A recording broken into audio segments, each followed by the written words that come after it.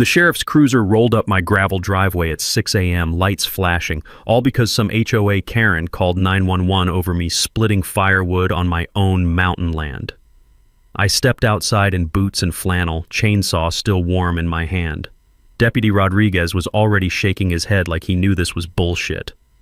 Right there in my driveway sat Brenda Hightower in her gleaming white BMW, parked blocking the way, designer sunglasses on, arms crossed, glaring up at my cabin like it personally offended her. She'd moved into the valley 6 months ago and instantly started treating lifelong locals like me as trash, ruining her perfect view. What she didn't know? I don't just own this cabin. I quietly own every single acre around here, including the land her new house sits on. That one phone call was about to destroy everything she came here for. Drop your wildest HOA nightmare in the comments. Let's see who's dealt with worse than this. Let me back up and tell you how I ended up in this mountain paradise in the first place. My name's Marcus Thornfield. Friends call me Mac. And 3 years ago, I was just another burned-out Air Force logistics officer looking for somewhere quiet to heal after burying my wife, Sarah. Cancer took her at 51. 23 years of marriage, gone in 8 months of chemo and hospital rooms that reeked of industrial disinfectant and crushed hope. The life insurance payout was decent, and Sarah had always dreamed of a mountain cabin where she could paint watercolors of sunrise over pine trees. Whispering Pines Valley caught my eye in a Craigslist ad. 40 acres for $180,000 cash, seller motivated. I bought it sight unseen because the photos showed exactly what Sarah would have loved. Nothing but wilderness stretching to the horizon, and a creek so clear you could count pebbles on the bottom. I spent the next year building our dream cabin with my own hands. 1,200 square feet of lodgepole pine and stone, solar panels gleaming on the roof like technological prayer flags. Every morning at 7 a.m. sharp, I'd fire up my chainsaw to split firewood, letting the sharp crack of splitting oak echo off granite cliffs, while the scent of sawdust mixed with mountain coffee. The valley itself held maybe 40 homes, scattered across 200 acres of pure mountain paradise. Most neighbors were like me, veterans, retirees, artists, people who'd traded corporate stress for the simple pleasure of chopping your own firewood and knowing every star in an unpolluted sky. Then, the invasion began. 18 months ago, Derek Hightower started building Pines Vista Estates, 12 McMansions crammed onto land that should have held 4 decent cabins. Each house cost more than a Ferrari, designed for tech executives who wanted mountain views without mountain living. Derek's wife, Brenda, was the crown jewel of entitlement. Picture a suburban soccer mom who'd watched one too many HGTV shows and decided she was qualified to redesign God's creation. Silver hair shellacked into helmet perfection, designer hiking boots that had never touched actual dirt, and an attitude that could make a grizzly bear apologize for existing. Their $850,000 glass monument to suburban anxiety stuck out like a space station among our log cabins. Where we had stone chimneys breathing wood smoke into crisp morning air, they had steel and glass reflecting sunlight like some kind of architectural middle finger pointed at the mountains. Within 6 months, Brenda had militarized the valley's first ever HOA with herself as Supreme Commander. Her opening salvo targeted Walt Kowalski's vintage Chevy. Apparently, a 1987 pickup truck was diminishing the aesthetic integrity of our mountain community. Yes, next came Elena Santos's tomato garden, which Brenda declared inappropriately agricultural for a residential setting. But I was her white whale. My property sat at the valley's highest point, visible from every fancy window below. Every morning when I split wood, every afternoon when I ran my furniture shop, every weekend when I took my ATV for a trail ride, Brenda could see me through her floor-to-ceiling windows living exactly the life she'd moved here to escape. The harassment started small. Anonymous complaints to the county about excessive noise during early hours and unsightly storage structures. Then came the certified letter demanding $500 daily fines for violating community standards I'd never agreed to follow. I pulled my deed and laughed out loud. Bought my land in 2021, 2 full years before any HOA existed.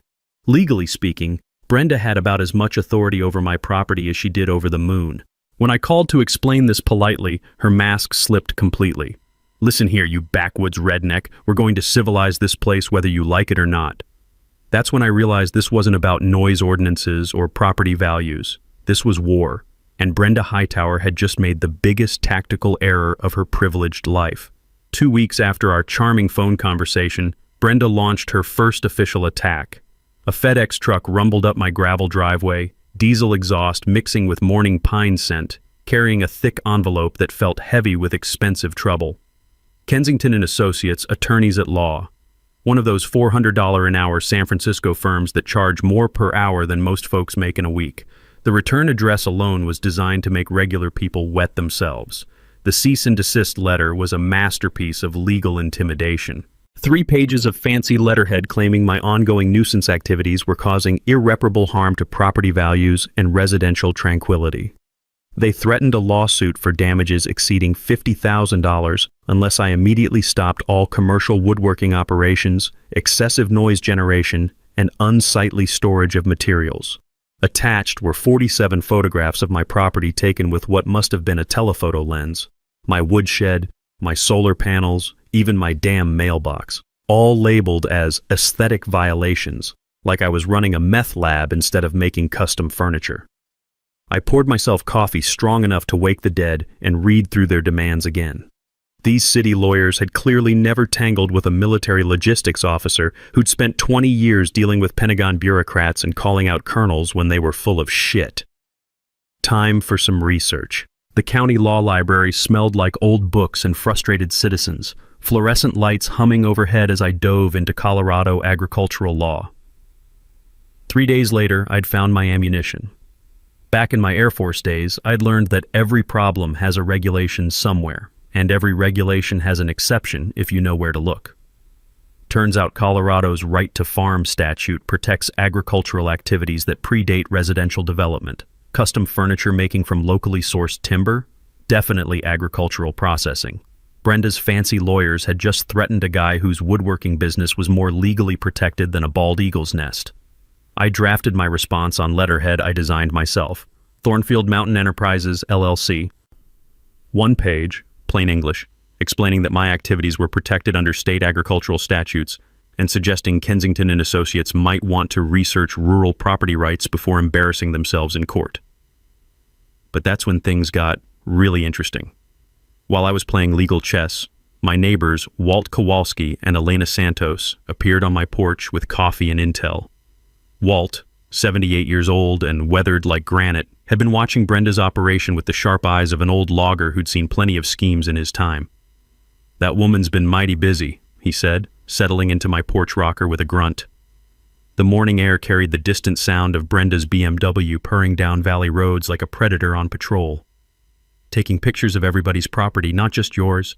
Been asking real specific questions about who owns what." Elena nodded, her work-roughened hands wrapped around a steaming mug.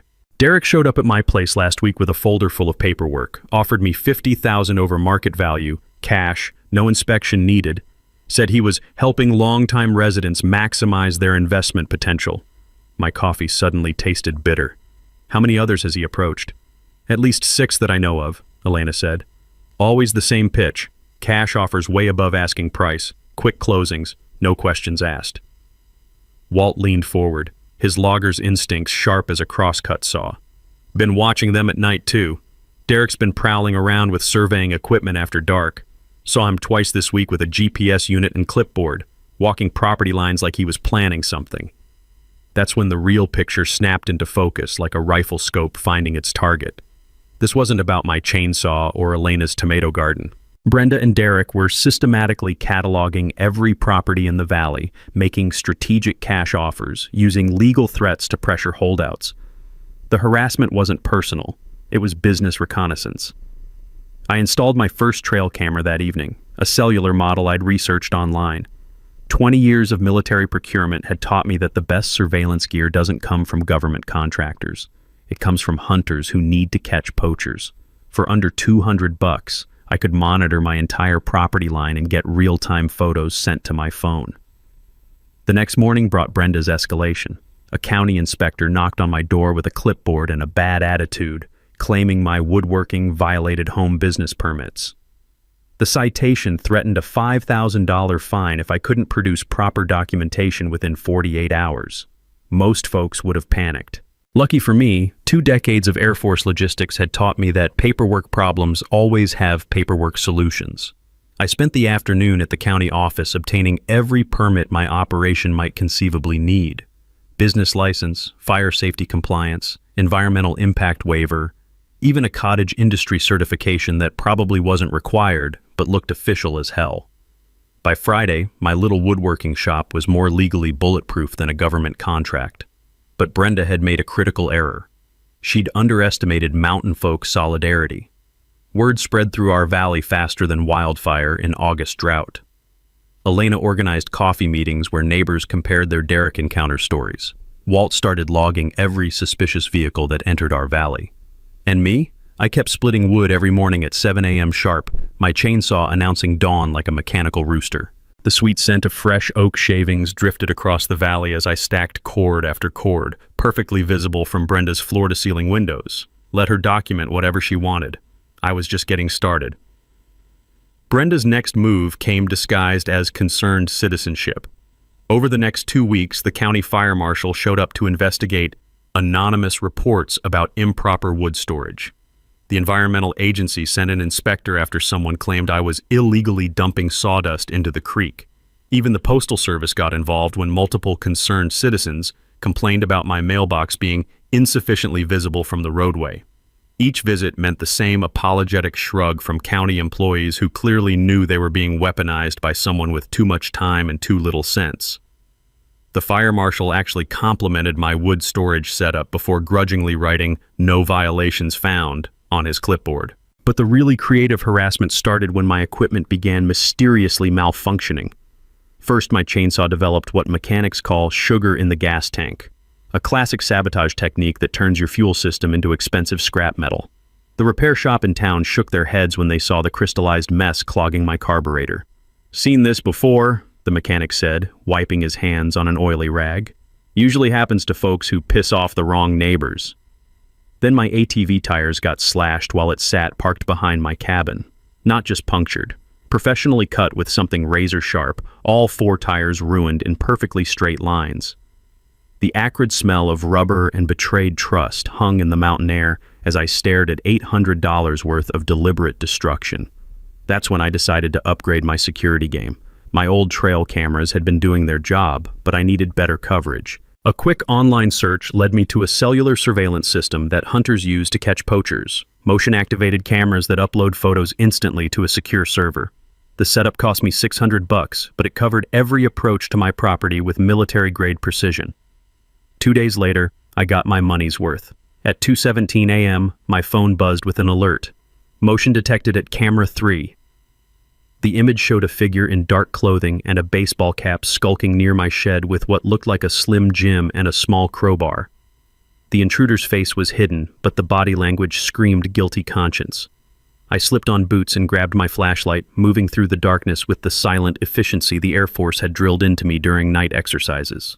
The metallic taste of adrenaline filled my mouth as I approached my shed, pine needles crunching softly underfoot. The intruder was gone, but they'd left evidence. Pry marks on my shed door and a small pile of metal shavings where someone had tried to force the lock. They'd also spilled gasoline from a container they'd apparently dropped when my motion lights triggered. The sharp chemical smell mixed with mountain air told the whole story. Someone had planned to destroy more than just tires. By morning, my phone held 3 more photos. The same figure retreating toward the road, climbing into what looked suspiciously like a white Tesla Model S, and the license plate clear as day in my infrared camera's final shot. Derek Hightower's license plate. The community response was swift and furious. Elena organized what she diplomatically called a neighborhood watch meeting, but what actually resembled a war council of pissed-off mountain folks. 12 neighbors gathered in Walt's living room, the air thick with coffee steam and righteous anger. "This has gone way beyond property disputes," said Jim Murphy, a retired surveyor who'd lived in the valley for 30 years. "Breaking and entering vandalism. That's criminal behavior." Walt nodded grimly, his old hands steady as granite. "Been watching the Hightowers real close since our last talk. Derek's been making the rounds again, but this time he's not offering to buy. He's threatening. Elena's voice carried the steel of a woman who'd taught middle school for 30 years. He told the Hendersons that property values were going to crater if certain problematic residents didn't adapt to community standards. Made it sound like a friendly warning, but the threat was clear as mountain stream water. That's when I realized Brenda and Derek had escalated beyond harassment into what the military calls active measures, systematic intimidation designed to force compliance through fear. But they'd picked the wrong valley to terrorize. By the meeting's end, we had a plan. Elena would document every threatening interaction and file complaints with the sheriff's department. Jim would research Derek's business connections and property purchases. Walt would coordinate 24/7 surveillance of suspicious vehicles.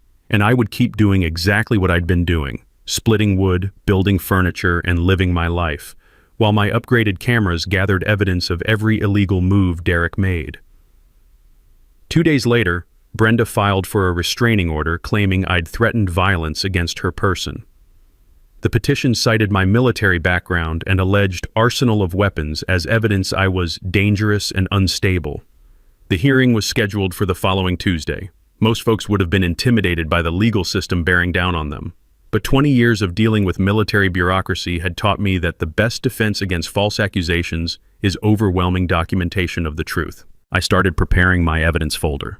Photographs of the sabotage, cell tower records proving Derek's presence during the break-in attempts, witness statements from 12 neighbors, and my complete military service record showing 20 years of exemplary conduct. Let Brenda play her legal games. I had bigger fish to fry, and Derek Hightower was about to find out that sabotaging a veteran's property was the worst mistake of his privileged life. Brenda's next escalation came on a Tuesday evening while I was in town picking up lumber at Henderson's Hardware.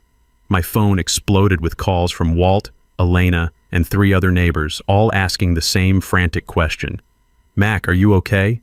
The whole damn cavalry's heading to your place." I could hear sirens wailing in the background as Walt explained. "Brenda called 911 reporting gunshots and screaming from your property. Said she saw smoke and people running around like some kind of firefight was happening. Sheriff's department, fire truck, even the paramedics are racing up your driveway." The taste of instant rage filled my mouth as I gunned my pickup toward home. 20 minutes later, I arrived to find 3 sheriff's vehicles, a fire truck, and an ambulance parked in my driveway like some kind of disaster movie set. Red and blue lights strobed against the pine trees while diesel exhaust mixed with the evening mountain air. Deputy Rodriguez met me at my gate looking embarrassed as hell.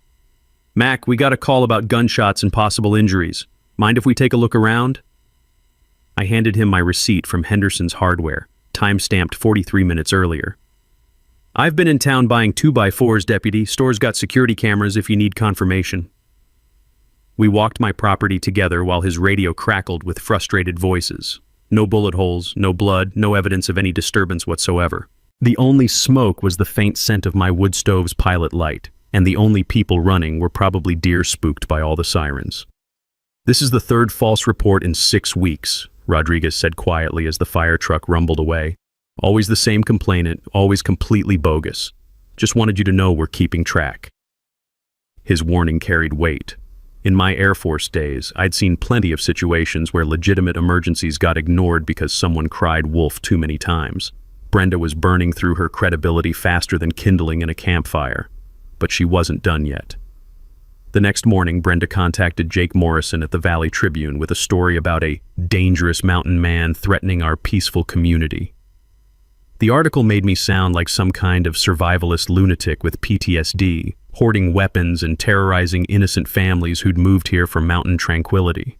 Local HOA President Brenda Hightower expressed concern about Marcus Thornfield, whose military background and isolated lifestyle have raised red flags among newer residents. "We're just trying to protect our families," Hightower told the Tribune. "This man has extensive weapons training and clearly resents anyone who doesn't fit his idea of mountain living." The article included a photo of my cabin taken with a telephoto lens, making my modest home look like some kind of fortress. They'd even managed to get a shot of my gun safe through a window, which they described as an arsenal visible from outside the residence. I was reading this character assassination over morning coffee when Elena knocked on my door with a shit-eating grin and a folder full of papers. "You're going to love this," she said, settling into my kitchen chair. "Remember how I used to work at the county assessor's office? Well, I still have friends there, and they owe me some favors. She spread Derek's property purchase records across my table like a poker player revealing a royal flush. Mountain Vista Development LLC, Derek's company, had purchased 8 properties in the valley over the past 18 months. But here's where it got interesting. Every single purchase was for way above market value, and every seller had been systematically harassed by the HOA before agreeing to sell. Look at this pattern, Elena said, pointing to the dates. HOA complaint, 30 days of escalating harassment, then suddenly the owner gets a cash offer they can't refuse. Derek's been playing this game since day 1. Walt appeared at my door like he'd been summoned by the smell of scandal. Gets better, he said, producing his own folder. Talked to my buddy Jim at the courthouse yesterday. Derek's been requesting mining surveys and water rights documents for the entire valley. Not just recent stuff, historical records going back to the 1800s. And the pieces clicked together like a puzzle solving itself.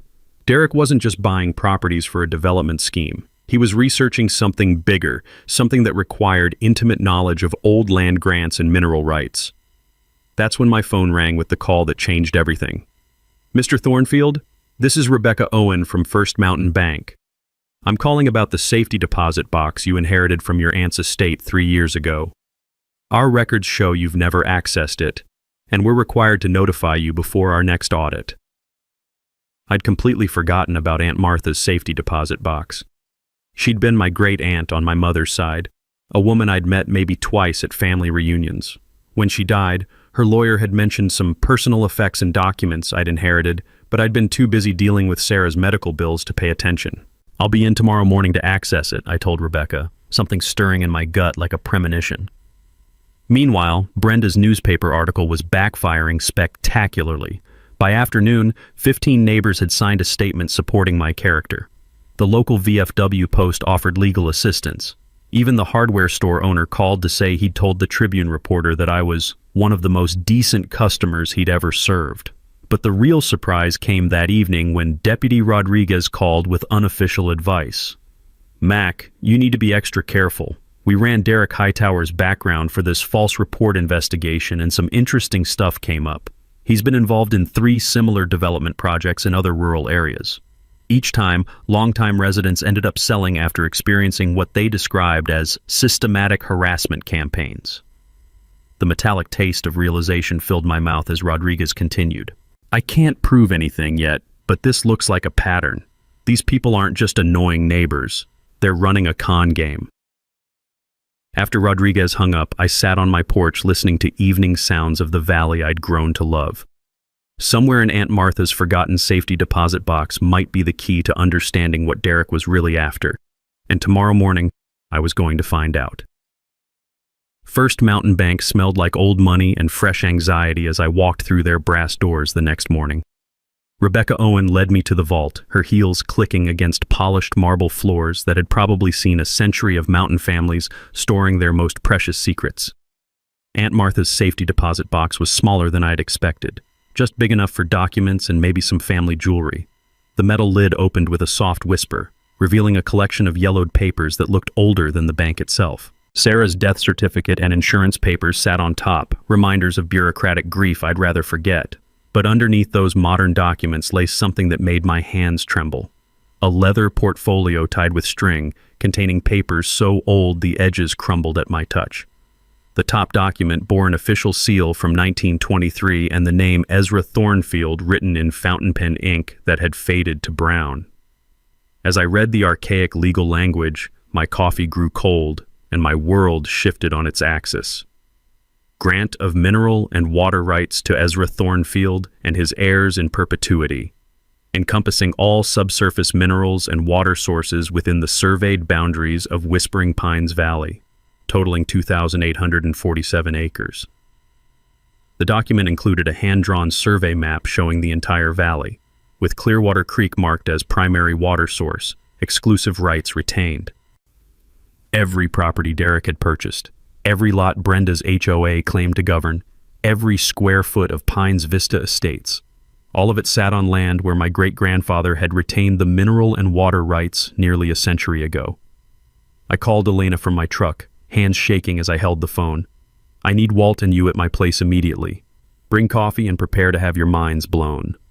An hour later, we sat around my kitchen table staring at documents that changed everything. Walt, who'd worked for the county his entire career, whistled low as he examined the survey map. Jesus, Mac. This deed predates every land division in the valley. When they subdivided Ezra's original claim in 1962, they only sold surface rights. These mineral and water rights never transferred. Elena traced the creek's path with her finger. That means Derek's resort development would need massive water access for pools, spas, landscaping. Without your water rights, his entire project is worthless, I finished. Every investor he's courted, every loan application he's submitted, every promise he's made about secured resources, it's all built on land he can't actually develop. The beautiful irony hit me like an avalanche of justice. Derek had spent over $2 million purchasing surface rights to properties that couldn't legally support his development plans.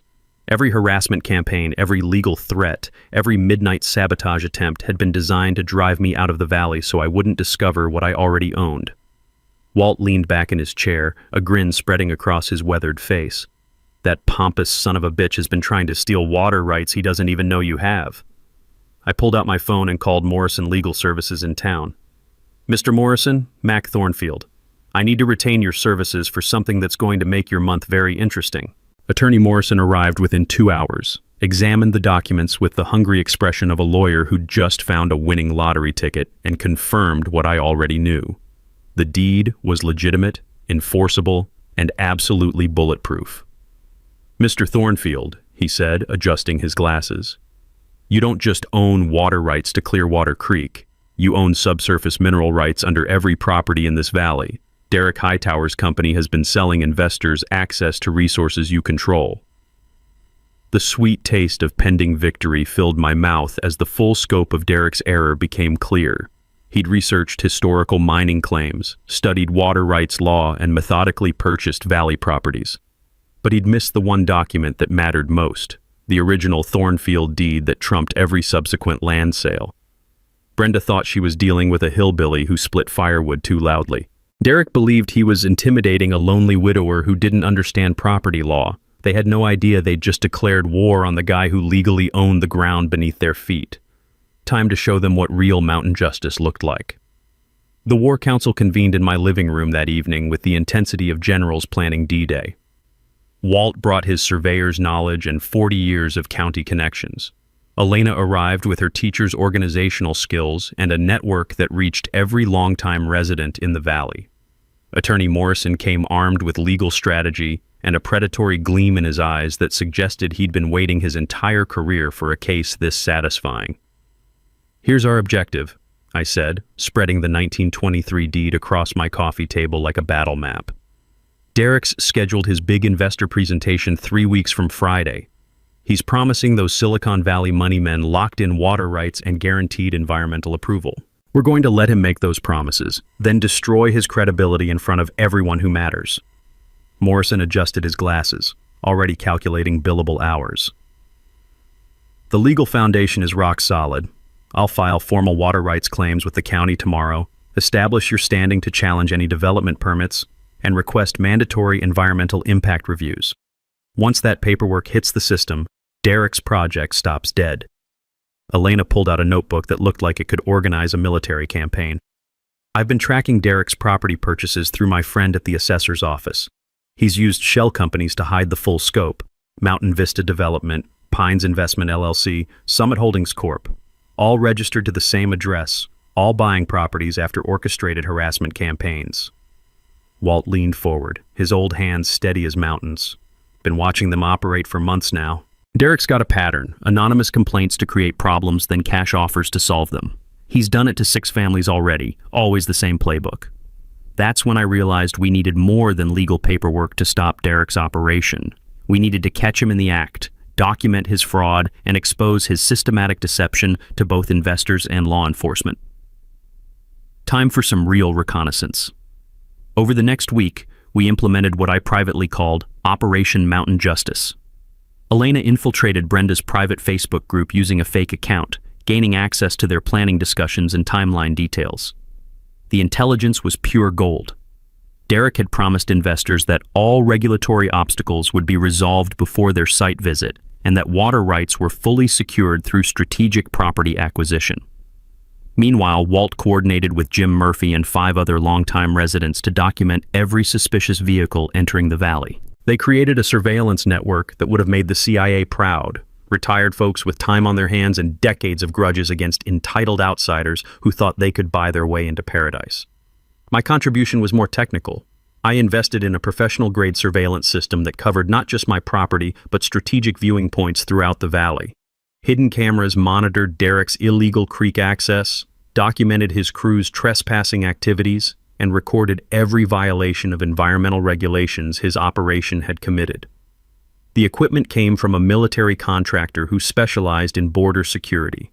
Motion-activated cameras with night vision, cellular upload capability, and GPS tracking that created admissible evidence for court proceedings.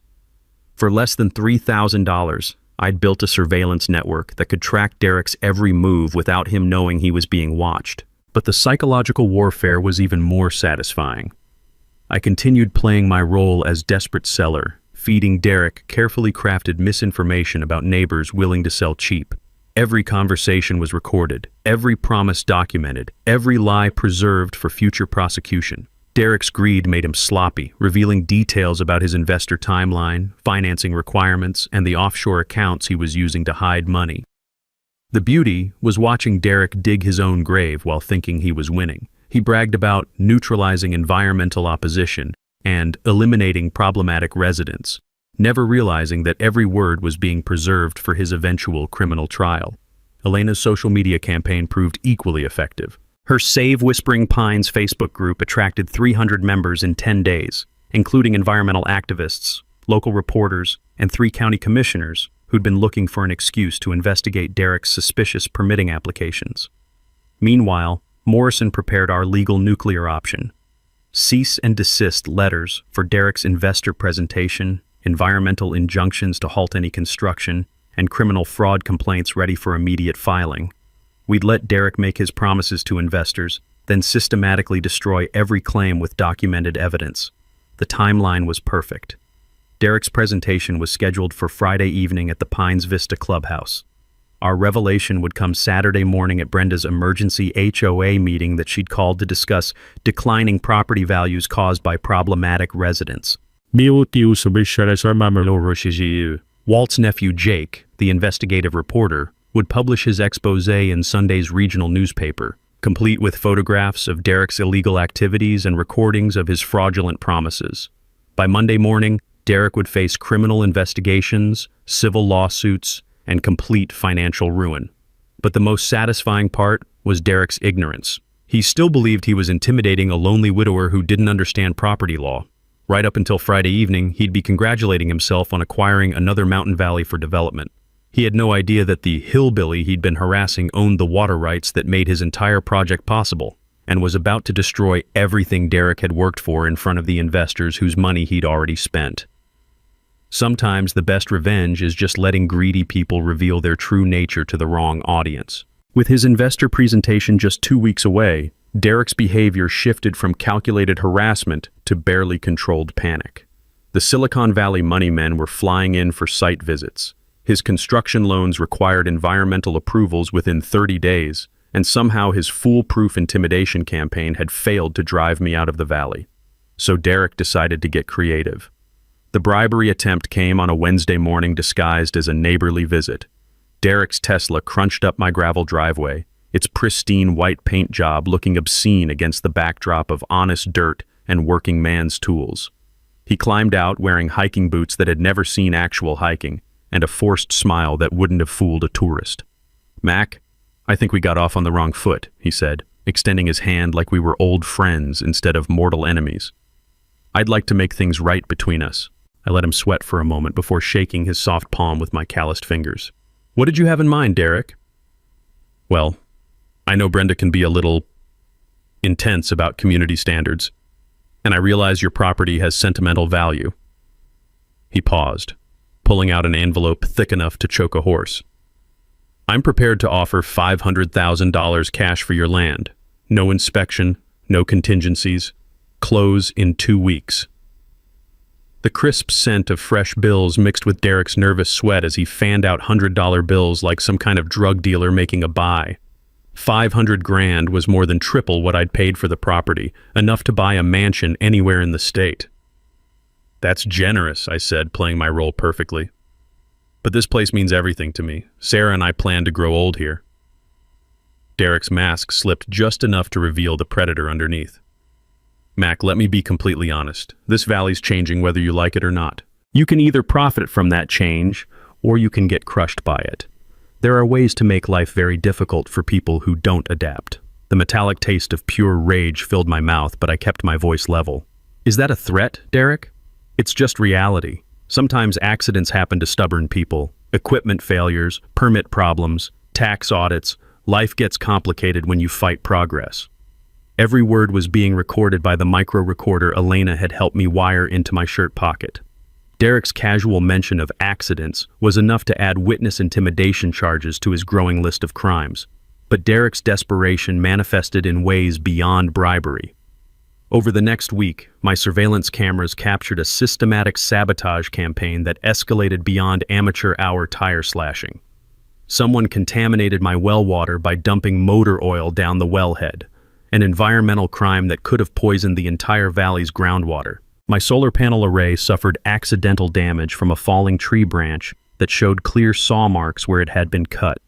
Phone lines to my cabin were severed 3 different times, always during hours when Derek's crew was documented in the area. The community intimidation campaign spread beyond my property. Derek's associates, 2 guys in expensive suits who looked like they'd watched too many mob movies, visited Elena and Walt with offers to buy their properties at inflated prices. When both refused, the conversations turned ugly. Elena recorded her encounter on her phone. Mr. Derek suggested our property taxes might face extra scrutiny if we continued obstructing community improvement efforts. He mentioned that elderly residents sometimes struggle with complex tax situations. Walt's visit was more direct. Those city boys implied that my old pickup truck might have mechanical problems if I kept interfering with their business operations.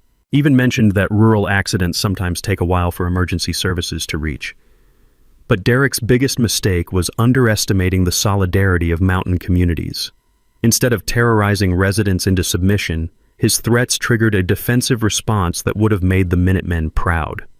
Walt organized 24/7 neighborhood watch rotations. Elena created encrypted communication channels between resistant residents. Jim Murphy started documenting every Derek sighting with GPS coordinates and timestamps. My surveillance network captured it all. Derek's crew illegally tapping Clearwater Creek to test water flow rates, surveyors trespassing on private property to gather soil samples, and most damning of all, Derek himself directing his men to make life miserable for anyone who won't sell. The water theft was particularly egregious. Derek had installed an illegal pump upstream from the main valley settlement, diverting enough water to drop everyone's well levels during the dry season. Elena's vegetable garden withered when her irrigation water turned brackish from contamination. Walt's livestock pond dropped 3 feet in 2 weeks. But instead of driving us out, Derek's escalation was creating the evidence we'd need to destroy him. Every illegal act was documented, every threat recorded, every environmental violation photographed with legal precision. Meanwhile, Brenda filed her restraining order petition, painting me as a dangerous veteran with PTSD who'd threatened violence against innocent families. The hearing was scheduled for Monday, the day after Derek's investor presentation. As I prepared my evidence folders and witness statements, I couldn't help but smile. Derek thought he was closing in for the kill, pressuring a desperate man into submission through superior resources and ruthless tactics. He had no idea he was about to face the worst week of his privileged life. Derek's meltdown began the moment I showed him the 1923 deed during our final negotiation meeting. I'd invited him to my cabin under the pretense of accepting his cash offer, but with Elena and Walt hidden in my basement recording everything through hidden microphones, the real purpose was gathering evidence for his inevitable prosecution. "This is impossible," Derek sputtered, his face turning the color of overripe tomatoes as he stared at Ezra Thornfield's water rights documentation. "I researched every mineral claim, every historical survey, every property transfer in this valley. There's no way some backwoods ancestor of yours owns subsurface rights to the entire development. I poured myself coffee with the calm satisfaction of a man who'd just played his winning hand. Derek, you researched everything except the one document that actually matters. My great-grandfather retained mineral and water rights when the original claim was subdivided in 1962. Every property purchase you've made only included surface rights. The sweet smell of fresh mountain coffee mixed with Derek's panicked perspiration as reality crashed over him like an avalanche. $2.5 million in property purchases, 18 months of systematic harassment, countless promises to investors about secured water access. All of it worthless without the water rights I'd inherited and forgotten about until his scheme forced me to dig deeper. "You're lying," Derek said, his voice cracking like a teenager asking for his first date. "This deed is probably forged. I'll have my lawyers prove it's fraudulent." "Go ahead," I replied, sliding certified copies across my kitchen table. "These documents are archived in 3 different locations, validated by the State Historical Society and confirmed by 2 independent land attorneys. Your lawyers can examine them all they want." That's when Derek revealed just how desperate he'd become. He tried to snatch the documents off my table, as if destroying copies could somehow erase the original deed. When I calmly moved the papers out of reach, he threatened everything from lawsuits to physical violence. "You mountain people don't understand what you're dealing with," Derek hissed, his mask of civility completely shredded. "I have investors who've committed $15 million based on my guarantees. If this project fails because of your bullshit claims, I'll make sure you never have a peaceful moment for the rest of your life." Every threat was being recorded in high-definition audio, adding witness intimidation and criminal coercion to Derek's growing legal troubles. But his desperation drove him to even stupider decisions. The next morning, Brenda filed an emergency injunction claiming my water rights assertion was a fraudulent extortion scheme designed to interfere with legitimate business operations. She demanded the county freeze all property transactions pending investigation, and suggested I was mentally unstable due to combat-related trauma and social isolation. The legal filing was a masterpiece of projection and desperation, accusing me of exactly what Derek had been doing to Valley residents for the past year. But Judge Martinez had seen enough frivolous HOA complaints to recognize tactical litigation when it landed on her desk. Meanwhile, Derek launched a character assassination campaign that would have made Joseph McCarthy proud. He contacted Jake Morrison at the Valley Tribune, claiming I was extorting legitimate developers through fraudulent historical documents. He hired a private investigator to dig through my military records looking for anything that might suggest mental instability or violent tendencies. Most damaging of all, Derek began spreading rumors through Brenda's social network that I was a dangerous isolationist who'd been stockpiling weapons and making threats against families with children.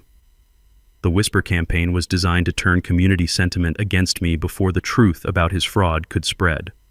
But Derek's smear tactics backfired spectacularly. Elena's counterintelligence network had infiltrated every communication channel Brenda and Derek were using. Within hours of Derek's lies being spread, Elena was circulating documented evidence of his bribery attempts, environmental crimes, and systematic harassment of elderly residents. The community response was swift and decisive. Walt organized a public meeting where 12 neighbors testified about Derek's intimidation tactics. Elena presented photographs of Derek's illegal water diversion and contaminated wells. Jim Murphy displayed property purchase records showing Derek's pattern of harassment then acquisition across multiple rural communities.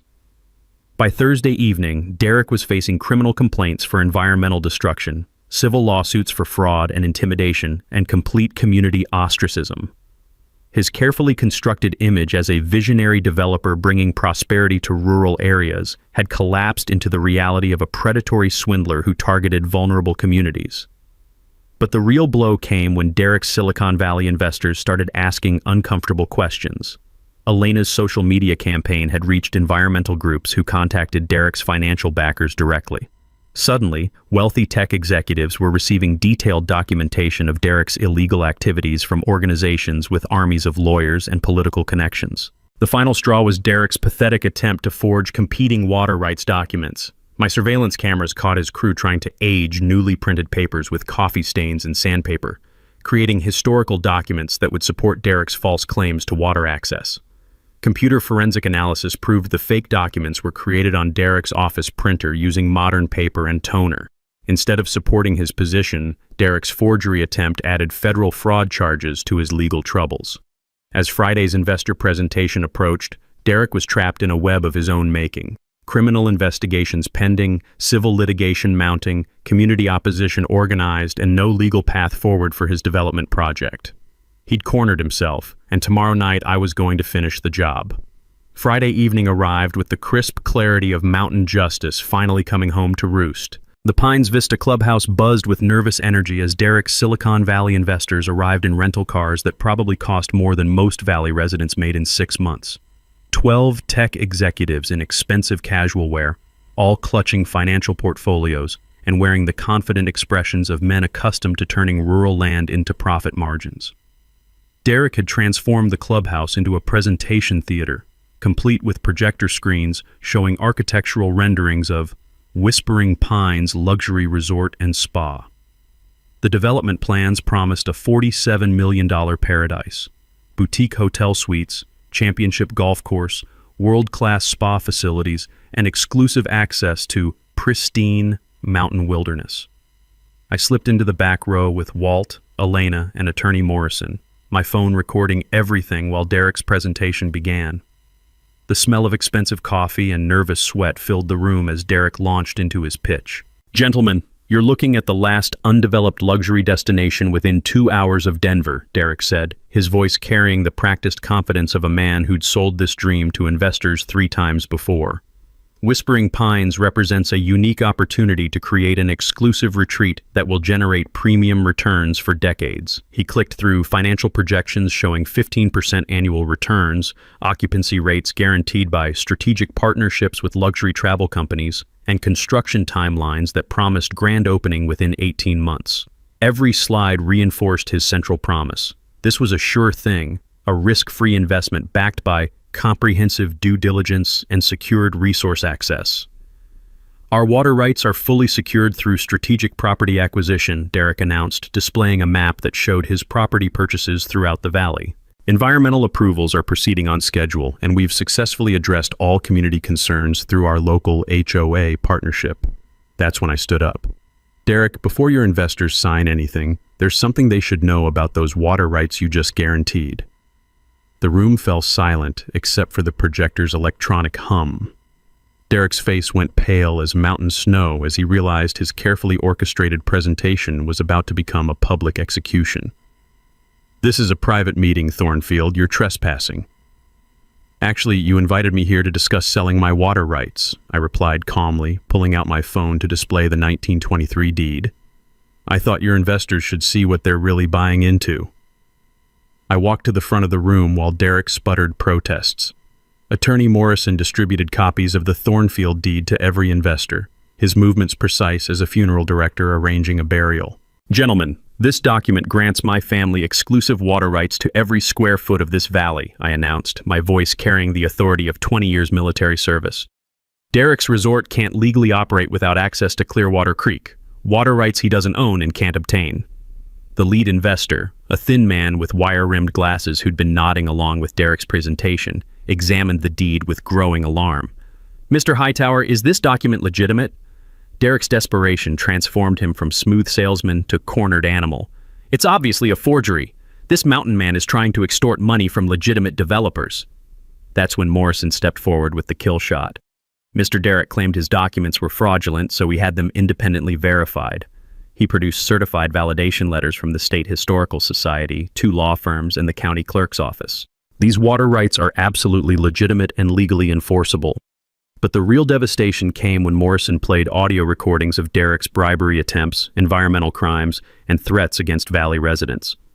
The investors' confident expressions melted into horror as they heard Derek instructing his crew to contaminate that hillbilly's well and promising that accidents happen to people who don't cooperate. "Jesus Christ," the lead investor whispered, closing his portfolio with the finality of a coffin lid. "Derek, did you know about this fraud when you took our funding?" Derek's meltdown was spectacular and complete. He accused me of conspiracy to destroy legitimate business, blamed his investors for not understanding rural development challenges, and threatened everyone present with lawsuits that would bankrupt this entire backwater community. His rant continued until Walt stood up with the quiet authority of a man who'd seen plenty of city bullies come and go.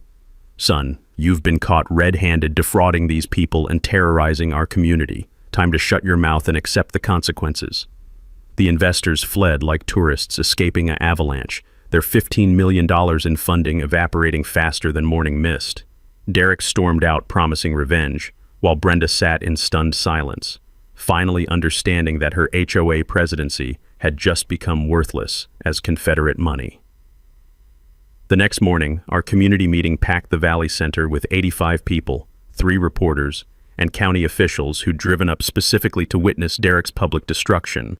Jake Morrison's live stream attracted 2,000 viewers as I presented the complete timeline of Derek's fraud scheme. By Sunday, Derek faced federal criminal charges, civil lawsuits totaling $23 million, and bankruptcy proceedings that would strip him of everything he'd stolen from rural communities across 3 states. Mountain justice had finally come home to roost. 6 months later, Whispering Pines Valley had transformed into something Sarah would have loved. A genuine community bound by shared values instead of HOA regulations and property values. Derek Hightower was serving 3 years in federal prison for wire fraud, environmental crimes, and witness intimidation. The FBI's investigation had uncovered his systematic targeting of rural communities across Colorado, Montana, and Wyoming, where he'd used identical tactics to defraud investors and terrorize longtime residents. His asset forfeiture settlement provided restitution to dozens of families he'd harmed, while his development company became a cautionary tale studied in business ethics classes. Brenda had fled back to San Francisco the week after Derek's arrest, filing for divorce and leaving their glass monstrosity to foreclosure proceedings. The house sold for half its original price to a retired park ranger, and his wife, who immediately installed wooden shutters and a stone chimney that actually looked like it belonged in the mountains. But the real victory was what I did with my newfound power as the valley's water rights owner. Instead of selling those rights for millions to some other development company, I established the Clearwater Creek Conservation Trust. The trust granted every valley resident permanent water access at cost, while protecting our creek from commercial exploitation forever. Environmental groups called it a model for private conservation that other communities could replicate. The paperwork that created the trust was simple enough. As long as water flowed through Whispering Pines Valley, it would remain available to residents, wildlife, and the ecosystem that made our mountains special. No corporation could ever again threaten our community with water scarcity or price manipulation. My woodworking business exploded after the national media attention. Orders for custom mountain furniture were backlogged 8 months, with waiting lists that included celebrities who'd read about the mountain man who defeated Silicon Valley developers. The irony was perfect. Derek's attempt to destroy my simple life had created more success than I'd ever imagined possible. But the best part was watching our community heal from Derek's divisive tactics. Walt Kowalski was elected president of our new resident council, which focused on mutual aid instead of property restrictions. Elena Santos organized monthly potluck dinners where neighbors shared tools, knowledge, and friendship instead of HOA complaints. Even some of Derek's former supporters joined our gatherings once they realized cooperation worked better than competition. We established the Sarah Thornfield Memorial Scholarship for rural students pursuing environmental studies, funded by licensing our conservation story to documentary filmmakers and ecotourism companies. The first recipient was Elena's granddaughter, Maria, who'd been inspired by our water rights battle to study environmental law. The annual Whispering Pines Folk Festival became a celebration of everything Derek had tried to eliminate: rural culture, environmental stewardship, and community resilience. 500 visitors attended our first year, all proceeds supporting local families and volunteer fire department equipment. My custom furniture raffle alone raised $15,000 for medical emergencies and equipment repairs. These days, I still split firewood every morning at 7 sharp, but now the sound echoes across a valley where neighbors wave instead of calling the cops. My chainsaw has become a morning alarm clock that people actually appreciate, signaling another day in a community that chose cooperation over conflict. The best part happens every evening when I sit on my porch watching sunset paint the mountains gold. Rosa Santos, Elena's sister and a widow who understands the weight of loss, often joins me with coffee and conversation that flows as naturally as Clearwater Creek. We're taking things slow, 2 people who've learned that the best relationships grow like mountain pines, strong roots, patient growth, and deep enough foundation to weather any storm. My cabin still overlooks the entire valley, but now I see neighbors tending gardens instead of plotting harassment campaigns. Children play in the creek that Derek tried to steal, their laughter mixing with evening sounds of a healthy ecosystem. Wood smoke rises from chimneys throughout our community, carrying the scent of home fires tended by people who chose to stay and build something lasting. Sometimes the best revenge is simply outlasting the bastards who try to destroy your peace. Speaking of bastards and their schemes, drop a comment sharing your worst HOA or neighbor nightmare. Let's support each other against entitled jerks who think money gives them power over communities. And hit that subscribe button if you want more stories about regular folks beating corrupt systems. Trust me, I've got plenty more where this came from, and next week's story will blow your mind. How a retired librarian used a 200-year-old land grant to shut down a pipeline company and make the governor personally apologize to her.